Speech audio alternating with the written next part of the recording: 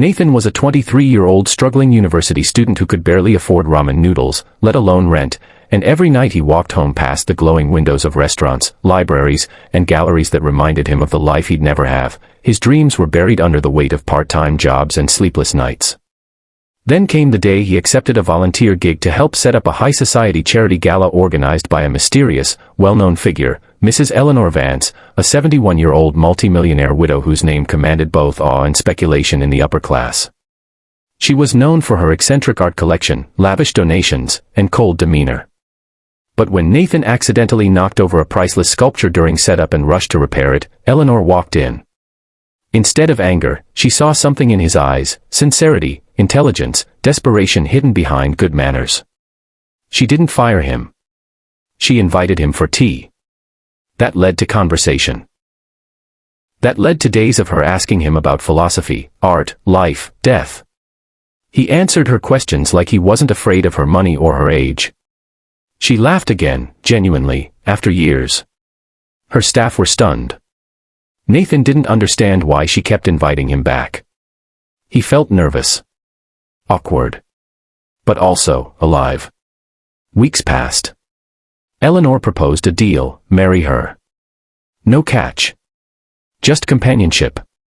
She admitted she was lonely, had no heirs, and admired his mind. Nathan was flustered.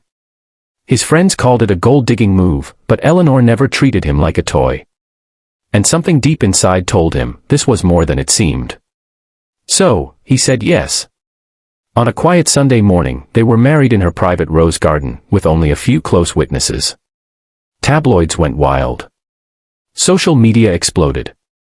Granny marries her grandson. How much did he get paid? Gold Digger 101. But Nathan stayed silent. Eleanor just smiled. She didn't care. For the first few days, their life together was peaceful, surreal even.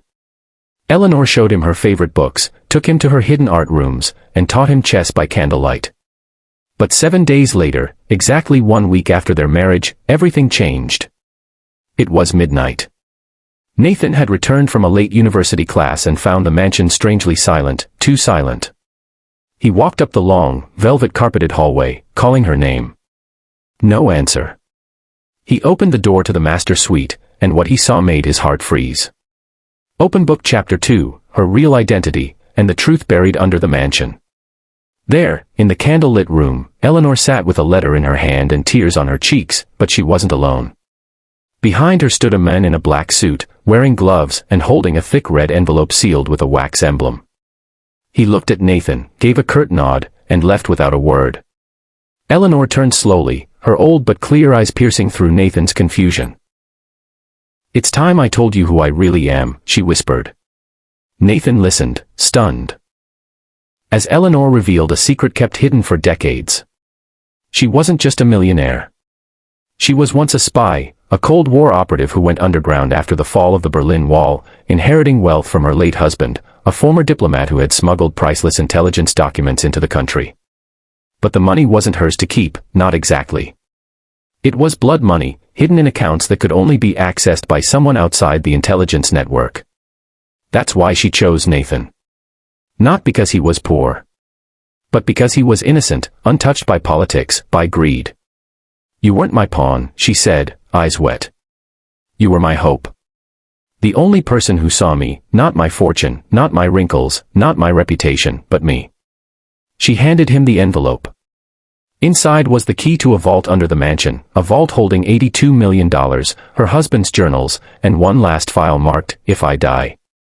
Nathan's head spun. He couldn't breathe. But it wasn't over. The mansion was being watched. Someone else wanted the contents of that vault, an old contact of her husband's who believed Eleanor had betrayed the agency. That night, Nathan and Eleanor went underground, not metaphorically, but literally, through a tunnel beneath the mansion library that led to the hidden vault. They made it. But alarms triggered. Nathan opened the vault and was stunned not by the gold or cash, but by what he saw on the wall, photos of him, taken before he ever met Eleanor. She had been watching him for years. "I knew," she whispered, "that you were different. That you were meant to change something bigger than you." She collapsed in his arms. Her heart couldn't bear the pressure. Medics arrived too late. Eleanor Vance passed away that night in Nathan's arms, leaving him not just her fortune, but a mission. A new identity. She had transferred every document, every file, every account to his name, with instructions. The money wasn't for yachts or cars. It was to finish what she started, to build schools in war-torn countries, to fund truth-based journalism, to fight corruption. Nathan, once mocked as a gold digger, was now the guardian of a legacy meant to change the world. And so, 7 days after he married the 71-year-old millionaire, he found himself staring into the future, not as a husband of convenience, but as a chosen successor of a woman far more powerful and complicated than anyone had imagined. As the news broke, people changed their tune. The same media that mocked him now begged for interviews. But Nathan gave none. Instead, he released a video from Eleanor's garden, where they first married. In it, he said, "She saw in me what I didn't see in myself. She gave me everything, not just money, but purpose. And I'll spend the rest of my life making sure the world never forgets who she really was." And with that, he disappeared from the spotlight, quietly changing lives with Eleanor's vision at the heart of everything. The world never saw it coming. But she did, and maybe, just maybe, so did he.